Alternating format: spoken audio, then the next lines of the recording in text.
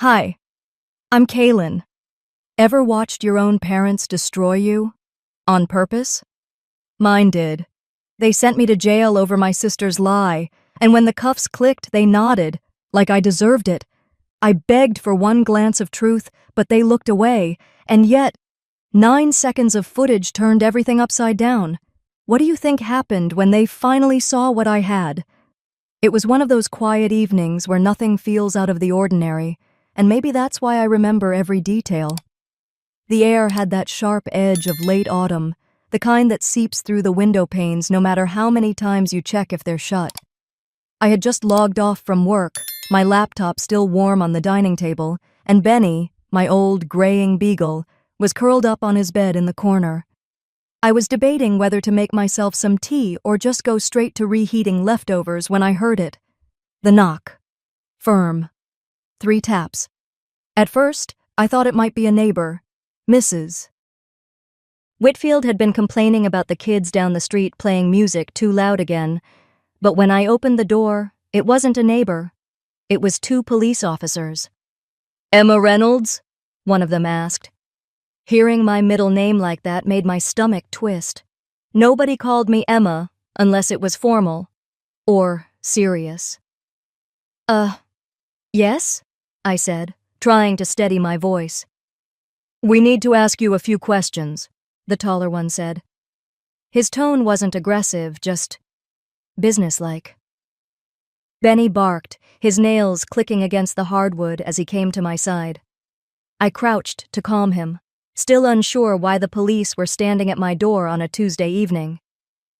"What's this about?" I asked, forcing a polite tone. "It'll be easier if we discuss this inside." Something about his phrasing made me step aside, even though I didn't want to. People like me, people who know they've done nothing wrong, don't slam doors in the faces of police. I let them in. It took me a moment to register the scene beyond the 2 officers. My mother was standing in the hallway, her posture rigid but her face composed, like she was welcoming guests for tea. My father leaned against the doorframe to the living room, arms crossed, silent as stone. My heart dropped. "What's going on?" I asked. My voice sounded foreign in my own ears. Neither of them answered. My mother, still in her crisp blouse from work, motioned casually toward the hallway that led to my room. "She's back here," she told the officers, her tone almost rehearsed. "Mom?" I said, my throat tightening. The officers moved past me like they already knew where they were going. "Mom, what are you doing? What are they talking about?" She didn't look at me. My father kept his gaze fixed on the floor, his jaw clenched. I followed them, my pulse hammering in my ears. "Can someone please tell me what the hell is happening?" The officers stepped into my room, their eyes scanning like they were trained to memorize every detail. One of them went straight to my dresser. "Wait, why are you in my room? You can't just—" I started forward, but the other officer held up his hand. "Please stay back, ma'am." And then I saw it. An envelope. Thick. Wedged under a stack of folded sweaters in my top drawer. One of the officers pulled it out, peeled it open, and I caught a glimpse of bills, stacks of them, cash. "What is that?" I demanded, my voice cracking. The officer didn't answer. "That's not mine. That is not mine." My words came out too fast, jumbled, panicked. My mother's voice floated from the doorway, soft and steady. "We've seen her with it," she said. My head snapped toward her. "Excuse me? What are you talking about?" The officer glanced at my parents. "You can confirm this belongs to her?" My mother nodded. My father said nothing. "Dad," I said, my voice breaking now, "please, say something." But he didn't. He just kept staring at the floor. It felt like the walls were closing in, like every breath I took was too shallow to matter. The officer turned to me. "Ma'am, we're going to need you to come with us." "What? No, you can't. This isn't—" Cold metal tightened around my wrists. "No, stop. This is insane. I didn't do anything. You can't just—" Ma'am, the officer interrupted, his voice firm now. Please don't make this harder. Benny whimpered at my feet. I tried to crouch down, to tell him it was okay, but my hands were bound behind me, useless. It's okay, boy, I whispered, my voice shaking. I'll be back. I glanced up, hoping, praying, for 1 ounce of humanity from my parents. Anything. But they stood there like mannequins. My mother finally spoke, her voice a whisper. This is for the best. For the best. My whole life flashed in fragments. The holidays I spent alone because they were busy with Marissa, the birthdays forgotten, the dinners where I was talked over like I wasn't even there. And now this. As they led me down the hallway, the house blurred around me. I barely felt my feet hit the floor. The cool air bit at my face when the door opened. And then I saw her, Marissa, leaning against the porch railing in her hoodie, arms crossed, expression unreadable. No, worse than unreadable, smug. It hit me like a punch to the gut. And in that moment, I knew it wasn't just their lie. It was hers. I kept my eyes fixed on the gray tile floor of the holding cell, following the cracks in the grout like they might lead me somewhere else. Anywhere else. The bench beneath me was cold metal, the kind that chills you no matter how many layers you have on. The fluorescent lights above buzzed in a relentless hum, and the smell of bleach was sharp enough to sting my nose. I tried to breathe slowly, but every exhale came out shaky. It didn't feel like my life had fallen apart in that moment. It felt like it had been collapsing for years, slowly, and I had just finally hit the ground. I pressed my back against the wall and let my mind wander, because the present was unbearable. It wandered to Marissa, my sister. Her face on the porch when they took me away, that smug curl of her lip, and suddenly I knew. She planted the money. She knew exactly what she was doing, and why wouldn't she? She'd always gotten away with everything. I was back in our old living room. I was 10, she was 13. She'd knocked over my school project, a solar system I had worked on for days. The foam planets were ruined, cracked and smeared with paint on the carpet. My mom walked in, saw the mess, and asked Marissa what happened. Kaylin was being clumsy, she said, her voice syrupy sweet. And just like that, I was the one in trouble for not taking care of my things. That was the rhythm of our lives. Marissa broke, I paid. Marissa lied, I got lectured. My achievements, they barely registered.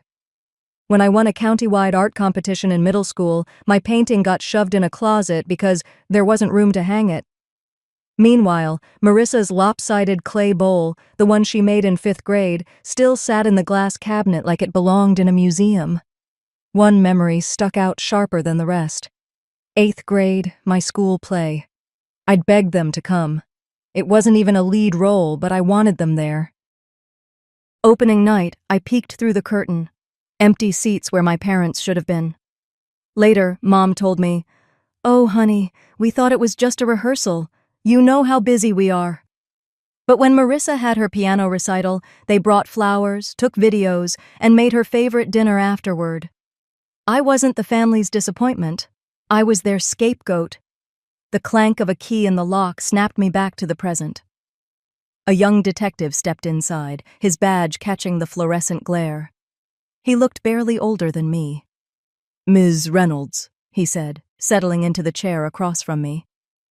"Do you understand why you're here?" I stared at him. "Because my sister's a liar and my parents are cowards?" He didn't flinch.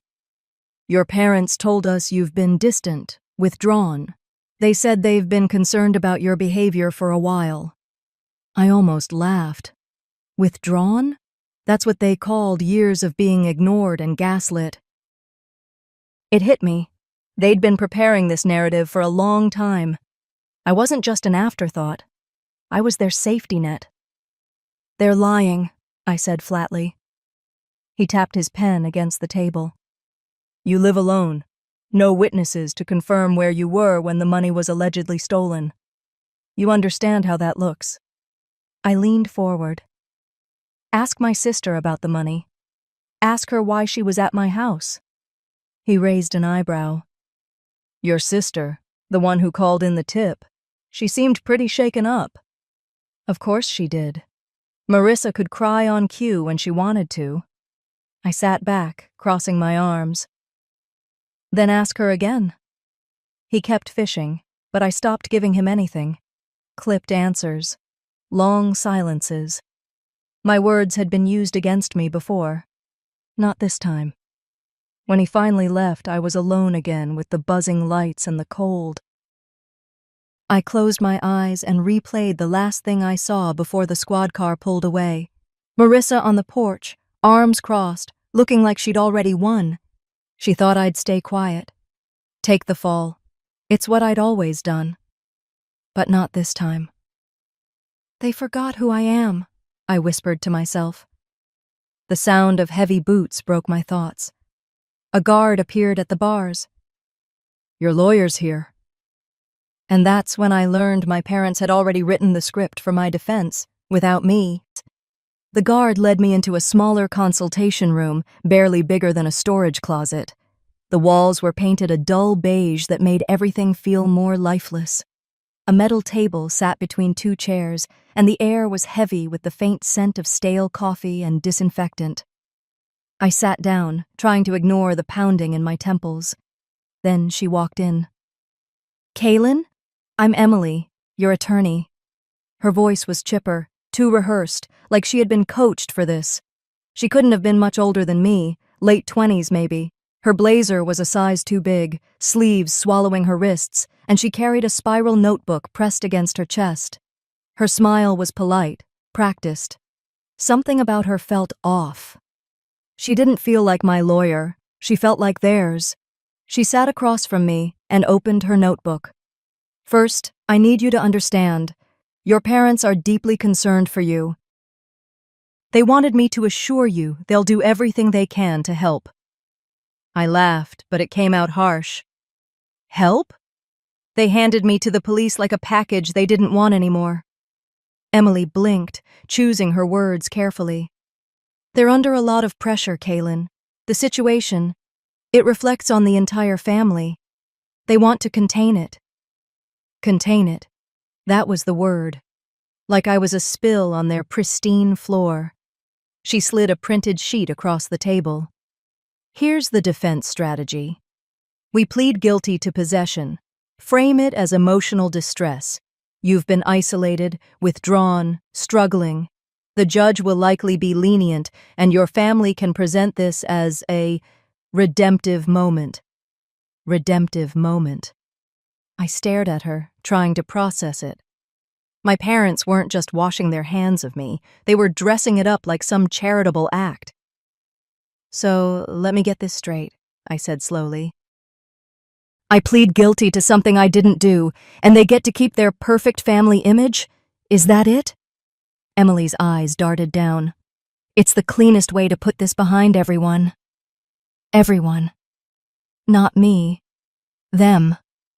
I folded my hands tightly on the table to stop them from shaking. "And if I don't go along with this little redemption story?" Her polite mask faltered for a second.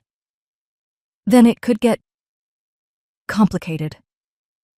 My blood simmered, but I kept my face calm. Complicated for who? Them or me? She didn't answer. Instead, she tilted her head and asked, "Would you say you've been erratic lately? Withdrawn?" I almost laughed in her face. There it was. The script. They'd already painted me as unstable, as if that explained everything. I stared at her silently until she fidgeted, tapping her pen against the notebook. I wasn't giving them anything. "I need to know what really happened," she said, but her tone told me she didn't want the truth. She wanted the version that kept them clean.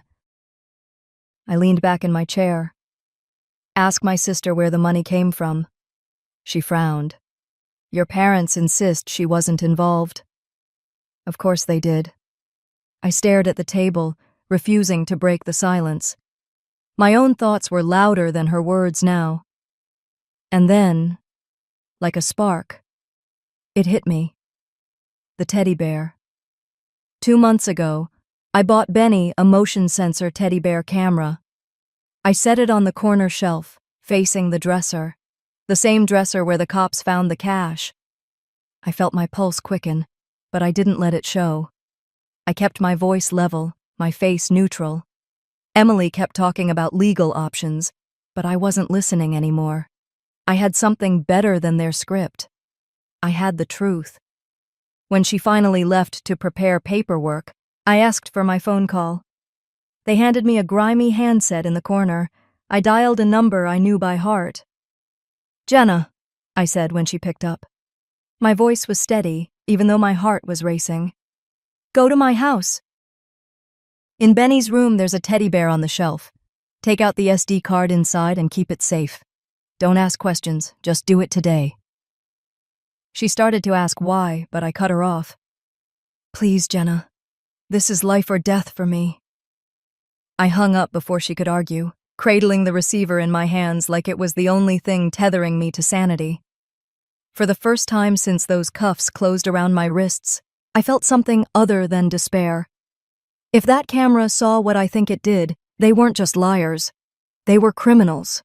Emily's voice on the phone didn't sound like the same woman who'd come in with that oversized blazer and scripted words 2 days ago. "We need to meet in person. Today." Something in her tone made my stomach twist. It wasn't pity this time. It was urgency. They brought me from the holding cell into one of the station's smaller conference rooms. A long table sat in the middle, surrounded by mismatched chairs that had seen better days. The hum of the fluorescent lights overhead felt louder than usual, pressing against my skull. Emily was already there, laptop open, hair pulled back like she'd had no time for anything else. "Sit," she said, barely making eye contact. "I take it this isn't about a plea deal," I said, sinking into the chair opposite her. She exhaled slowly, tapped the spacebar, and turned the laptop toward me. "Your friend got me what you asked for. You need to see this." The screen lit up, and my room appeared. My dresser, the shelf with Benny's toys, the stupid floral curtains my mom always hated, but I refused to replace. My breath caught when I saw her. Marissa. She walked in like she owned the place. No hesitation, no pause. A manila envelope in her hand. She crouched, slid it into the second drawer of my dresser, smoothed her hair, and walked out as if she'd just dropped off a gift. 9 seconds. That's all it took to ruin my life. I stared at the screen long after it went black. "Time-stamped the day before the police came," Emily said quietly. My hands gripped the edge of the table so tightly I thought the wood might splinter. Anger flooded through me, cold and sharp. I'd braced myself for this moment, but knowing it and seeing it were 2 entirely different kinds of pain. "She set me up," I whispered. Emily nodded, but she wasn't done. "Your parents knew." "They didn't say it outright, but when I spoke to them this morning, they made it clear they wanted you to take the plea deal, quietly, for the family's image." I laughed, a brittle sound that echoed in the empty room. Their image. Always their image. Emily closed the laptop gently, like she was afraid it might explode. "We can take this to the prosecutor. This changes everything." "Not yet," I said, my voice steady in a way that surprised even me. Emily blinked. "What do you mean, not yet?" "Kaylin, this clears you." I leaned forward. "I don't just want to be cleared. I want them to see me see it. I want to watch their faces when they realize I know everything. Then we take it to the prosecutor." She hesitated, then nodded. "All right, how do you want to do this?" "A family meeting," I said. "At the courthouse. Make it sound like it's about negotiating my plea. They'll show up." They never miss a chance to control the narrative. For the first time since this nightmare started, I felt something close to control. It wasn't justice yet, but it was a start. Emily scheduled it for the next afternoon. I spent the night in my cell staring at the ceiling, playing those 9 seconds over and over in my mind. Every movement, every calculated gesture Marissa made, every ounce of silence my parents wrapped around me like a coffin. They'd scripted my life for years. Quiet Kaylin, the one who took the blame, the one who didn't fight back. But tomorrow, their script ended.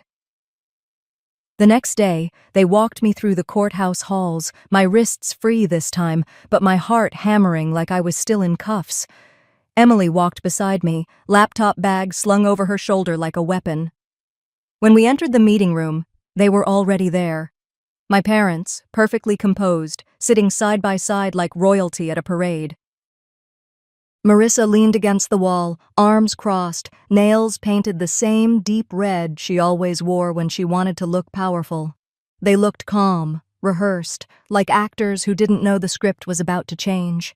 They looked calm, rehearsed, like actors who didn't know the script was about to change. The conference room was smaller than I expected, beige walls and a round table that tried to make the meeting feel collaborative. It didn't work. The air felt tight, like a lid on a boiling pot. My parents sat side by side, Marissa slightly behind them, leaning on the wall like a cat waiting to pounce. My father clasped his hands on the table, my mother with her perfect posture, her lips forming a polite, unreadable line. They looked like they were waiting for brunch. Not judgment, I thought as I walked in. Emily motioned for me to sit. I didn't. I stayed standing by the chair, letting them feel my presence. They were used to me shrinking into corners, quietly taking whatever role they handed me. Not today. "Thank you for coming," Emily started, her voice level, businesslike. "We're here to discuss Kaylin's options moving forward." My mother leaned in slightly. "Of course. We just want to do what's best for everyone." She said, "everyone." But I knew she meant Marissa. She always did. "Good," Emily replied smoothly. "Then I think it's only fair that we start with the truth." Her hand went to her laptop. For a split second, I saw my father's brow crease, just enough to tell me he knew something was coming. Marissa shifted against the wall, suddenly interested in her manicure. Emily pressed play. 9 seconds. That's all it was. 9 seconds of Marissa strolling into my bedroom like she owned it, slipping an envelope into my dresser, and walking out without hesitation. No nerves, no guilt, just execution. I didn't look at the screen. I'd seen it enough. I looked at them. My mother's face drained of color, like someone had flipped a switch. My father leaned forward, staring at the footage, as if he could will it away. Marissa froze, arms crossed tighter, but her eyes flickered, just for a moment, toward Mom. When the video ended, the room was silent. You could hear the hum of the lights, the faint clack of someone walking down the hall outside. I broke it. "Well, anything to say?" My mother blinked rapidly, collecting herself. "Kaylin, this is out of context." I almost laughed. Out of context. She walked into my room, put stolen money in my dresser, and left. "What's the context, Mom? A game of hide and seek?" Marissa's arms dropped, her voice breaking. "It wasn't supposed to go this far. Mom said you'd be fine." The words hung there, heavier than any accusation I could have thrown. My father turned to her sharply. "Marissa, enough." My chest burned. "Fine? You told her I'd be fine taking the blame?" My voice was steady, too steady for how much I was shaking inside. "You didn't just sacrifice me. You trained me to believe I deserved it." My father stared at the table. He couldn't look at me, couldn't say a word. Emily cleared her throat, her professionalism cutting through the tension. "Given this evidence, the prosecutor has agreed to drop all charges against Kaylin. Additionally, the state will be reviewing whether perjury charges should be pursued." My mother gasped, clutching my father's arm. "This isn't necessary. We can handle this privately." I finally sat, leaning forward so they could see every ounce of fury and resolve on my face. No. You handled me privately my whole life. That ends now. They didn't speak, not one word, and for the first time their silence felt like victory, not defeat. I stood, gathering myself, and walked to the door. You wanted me quiet, but I learned how to be loud without raising my voice. As I stepped out of that room, I didn't feel free, not yet, but I felt powerful, and that was enough for now. But I knew they wouldn't go quietly. They never did. But I knew they wouldn't go quietly. They never did. Grandpa Edmund's house smelled faintly of cedar and old coffee, the way it always had, like nothing bad could touch it. It was the kind of house where clocks ticked softly and nobody yelled. That's why I came here. After the conference room, after the footage, after watching Marissa unravel and my parents turn into statues, I needed a place where my chest didn't feel like it was caving in. I'm just glad you're here, Grandpa had said when I showed up with my overnight bag. He didn't ask for details. He never did. He just made sure the guest room sheets were fresh and that Benny had a soft blanket to sleep on. In the days that followed, I tried to pretend life was normal. I helped repaint the guest room a soft sage green. I fixed the crooked shelf in his hallway. I made dinner 2 nights in a row and actually sat down to eat it without the sound of my phone buzzing with chaos. For a moment, I almost believed life could go back to what it was before. That illusion shattered on a Tuesday morning. My phone rang. It was Jenna, my best friend. Kaylin, have you seen it? Her voice was sharp, urgent. Seen what? She hesitated. I think you should sit down. I didn't. Jenna, there are posts, online, on one of those community Facebook groups. They're saying you're mentally unstable, violent, that you've been desperate for money. Someone even said Kaylin, someone said you threatened your own family for cash. I felt like the floor disappeared beneath me. What? It's bad, Jenna whispered. It sounds like someone who knows everything. Stuff only your family would know.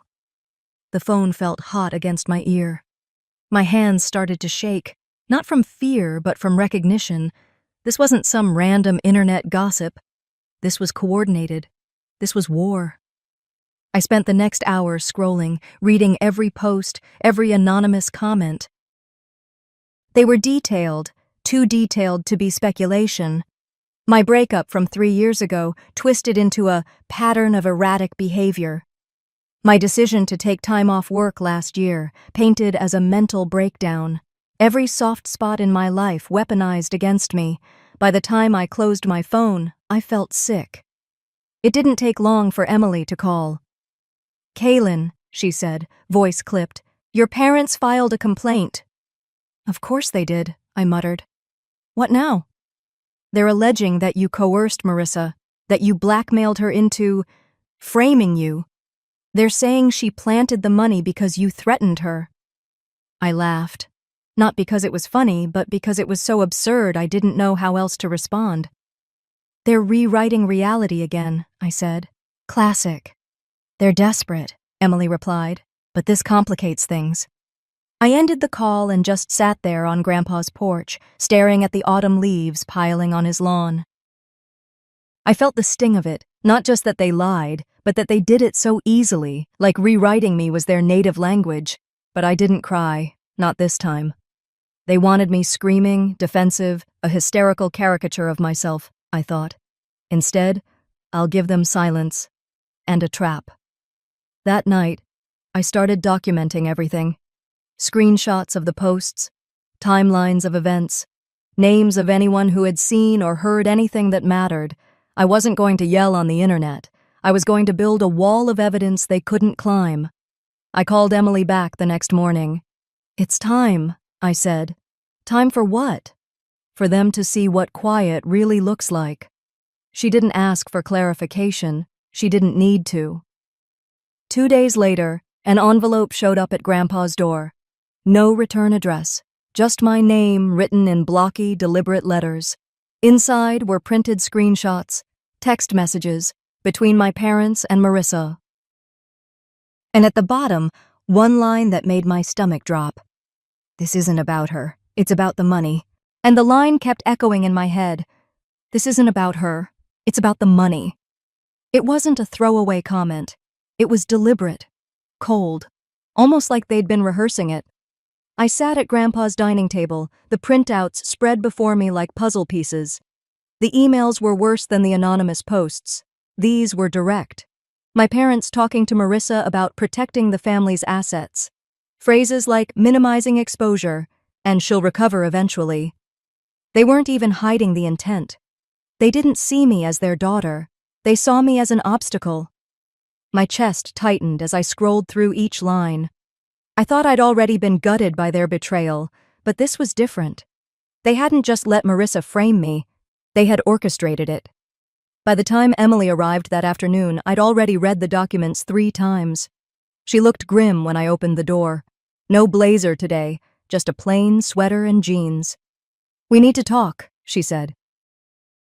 I led her to the table. She took one glance at the pile of emails and sighed. "So you've seen it." "Seen it? I lived it," I said, my voice sharper than I intended. Emily didn't flinch. She pulled a folder from her bag. "There's more. I confirmed with the courthouse records office this morning. They filed to have you removed as a beneficiary from your grandfather's trust. They cited criminal behavior and instability. They submitted it the day after your arrest." For a moment, I couldn't breathe. "They tried to erase me," I whispered. Emily nodded, her face unreadable. I leaned back, staring at the ceiling, willing myself not to break. My parents hadn't just destroyed my reputation. They were trying to cut me out of my own family's future. Grandpa's trust wasn't just money. It was security, his legacy, his way of making sure I'd be okay after he was gone. And they'd tried to rip that away, too. "They didn't just erase me from their hearts," I said quietly. "They tried to erase me from existence." Emily hesitated before speaking. "There's one thing in all this that might work in our favor." I raised an eyebrow. "Do tell." "Marissa's plea deal. She has to provide a full disclosure of her role and anyone else involved. That includes your parents." The words hit me like a jolt of electricity. "So she'd have to admit everything?" Emily nodded. "If she wants leniency, yes, and the prosecutor will take her statement seriously." I stared at the documents again, my mind racing. For the first time in weeks, I felt something other than grief or rage. I felt clarity.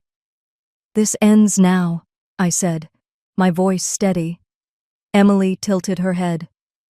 "What do you mean?" "I'm done hiding. I'm done letting them control the story. If Marissa wants to save herself, she'll tell the truth. And when she does, I'm going to use it." Emily folded her hands. "Use it how?" I met her eyes. "Publicly. At the pre-trial hearing. I want them to know I'm not their scapegoat anymore. I want them to see what happens when you push someone too far." There was a pause. Emily studied me, then nodded. "If that's what you want, I'll help you prepare." "Good," I said, already envisioning it. No more pleading. No more begging for them to see me. This time, they'd see me whether they wanted to or not. That night, I stayed up late, combing through every document, every email, every thread of proof. I organized it all onto a flash drive and backed it up twice. My hands shook at first, but by the time the sun rose, I was calm, controlled, resolved. The morning of the pre-trial hearing, I dressed carefully. Black slacks, a crisp white blouse, hair pulled back. I didn't want to look like the broken daughter they had painted. I wanted to look like someone they couldn't dismiss. As I stepped into the courthouse lobby, the flash drive cold in my pocket, I felt a strange calm wash over me. This time, I wasn't here as their daughter. I was here as their reckoning. The courthouse smelled like old wood and nerves. Every creak of the floorboards echoed too loudly as I walked toward the pretrial room, the flash drive in my pocket like a stone anchoring me. Emily walked beside me, speaking low enough so only I could hear. "Remember," she said, "don't let them see you shake." I nodded, though my heart thudded against my ribs. When I pushed open the door, my parents were already seated at the long table, dressed as though they'd come for Sunday service instead of a legal proceeding. My mother's lips curved into that tight, fake smile she always used when company was around. My father gave me nothing, no nod, no acknowledgement. Marissa sat between them, fiddling with her hands, her eyes darting anywhere but toward me. They looked like they were waiting for brunch, not judgment, I thought bitterly. Emily placed her files on the table with a deliberate thud. The prosecutor leaned back in his chair, arms crossed, watching. I didn't sit right away. Instead, I stood across from them, letting the silence stretch until my mother finally broke it. "Kaylin," she began softly, "we're glad you came. We can—" Emily cut her off. "Your Honor, before we proceed, I'd like to submit a brief evidentiary clip for the record." My father's brow furrowed, but he stayed silent. The judge motioned for her to continue. Emily opened her laptop and turned the screen toward the room. She pressed play. 9 seconds. That's all it took. Marissa entering my room with calculated ease, opening my dresser, slipping the envelope inside like it was an afterthought, and walking out, calm as can be. Gasps filled the room. My mother let out a sharp scream that sliced through the air, and my father froze, his face draining of color. The sound of the judge's gavel brought order back, but I didn't hear it. I watched them, their faces, their unraveling composure, burning the moment into memory. Marissa broke first. "It wasn't supposed to go this far," she blurted, her voice trembling. "Mom said you'd be fine. They said it was for the family." My mother whipped her head toward her. "Marissa, stop talking." But it was too late. The prosecutor leaned forward. "Mrs. Reynolds, are you admitting to planting that money at your sister's residence?" Marissa covered her face, her shoulders shaking. "They made me do it. They said it was to protect everything. To protect us." Protect everything. I felt the bile rise in my throat. Emily didn't waste a second. "Your Honor, we also have email correspondence," she said, pulling out the printouts and handing them to the clerk. "These messages detail a coordinated attempt by Mr. and Mrs. Reynolds to disinherit my client from her grandfather's trust, citing fabricated criminal behavior. These communications directly reference framing Kaylin to justify their actions." The room rippled with quiet outrage. My voice cut through it. "You didn't just take my freedom. You tried to erase me." My father's jaw tightened, but he said nothing. My mother dabbed her eyes with a tissue, silent now. The judge cleared his throat. "Given the evidence presented, I am ordering this case be referred for perjury and obstruction investigations. Furthermore, Ms. Reynolds," he looked at me, "the charges against you are dismissed with prejudice." The words washed over me like cold water. I turned to my parents, my voice steady.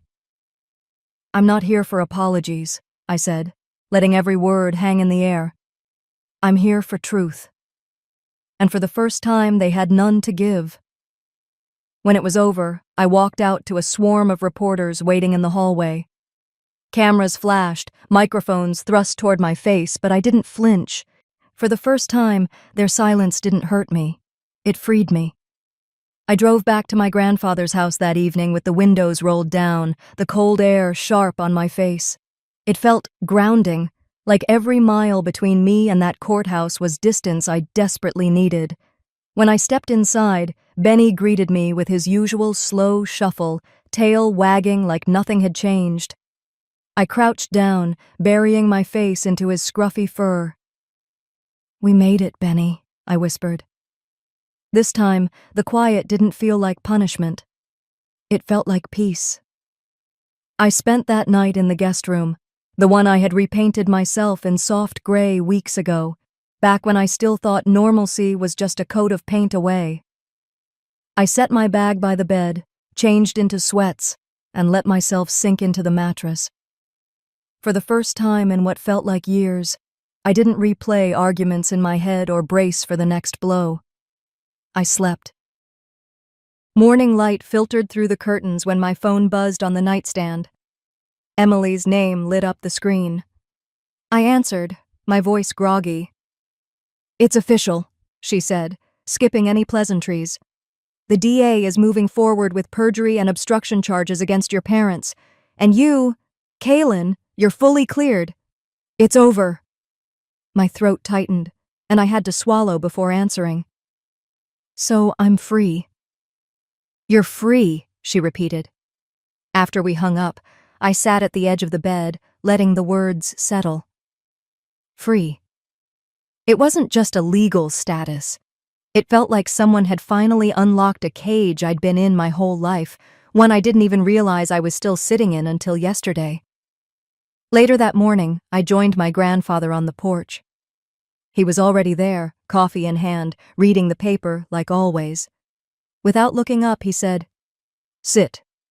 It wasn't a request. It never was with him.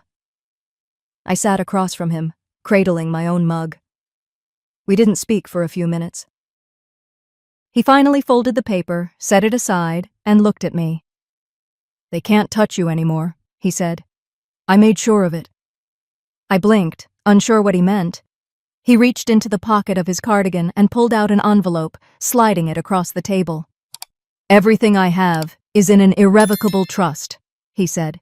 "You're the sole beneficiary. They tried to get to it, but I was ahead of them." I opened the envelope with shaking hands. Trust papers, signed, notarized, final. "Grandpa." My voice cracked, and I pressed my lips together before I could cry. "They can't erase you from what's yours," he said simply. "Not anymore." I closed the envelope carefully, holding it like something sacred. I didn't have words for what I felt. Gratitude, sorrow, relief, all of it tangled together. After he went inside, I stayed at the kitchen table for a while, staring at the old flash drive Emily had given back to me yesterday. The 9-second clip that had once felt like an open wound now sat in my hand like a shield, proof, the thing that turned their lies into ashes. Instead of tucking it into a drawer to forget, I found a small wooden box in my room and labeled it in black marker. "Keep, for when you forget how strong you are." By evening, the air outside had cooled, and I found my grandfather on the back porch again. I joined him, Benny curling at my feet. We sat in silence for a long while, watching the sun slip below the trees. "Healing doesn't always mean forgiving," he said finally, his voice low and steady. "Sometimes it just means knowing you survived." I stared at the horizon, letting his words wash over me. I didn't need their voices anymore, I thought, resting my hand on Benny's head. I'd found my own. And this time, I wasn't invisible. I was free.